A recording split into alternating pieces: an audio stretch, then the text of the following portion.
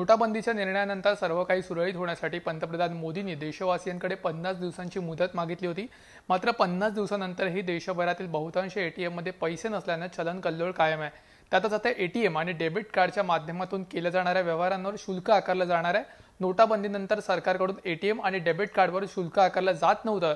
मात्र नोटाबंदीनंतर निर्माण झालेला चलन कल्लोळ संपण्याआधीच सरकारने एटीएम आणि डेबिट कार्डवर शुल्क आकारण्यास सुरुवात केली आहे। त्यामुळे नोटाबंदीमुळे मनस्ताप सोसावा लागणाऱ्या लोकांच्या खिशाला अतिरिक्त भार सहन करावा लागणार आहे। प्रत्येक बँकेकडून दर महिन्याला एका एटीएम कार्डद्वारे 5 वेळा एटीएम मधून पैसे काढता येतात। या 5 व्यवहारांवर कोणतेही शुल्क आकारलं जात नाही। मात्र 5 वेळा एटीएम मधून पैसे काढल्यानंतर प्रत्येक बँकेकडून शुल्क आकारलं जातं। नोटाबंदीच्या आधी state bank of India, Punjab national bank आणि आयसीआयसीआय मधून एटीएम कार्डद्वारे करण्यात येणाऱ्या प्रत्येक व्यवहारावर 15 रुपये आकारले जात होते।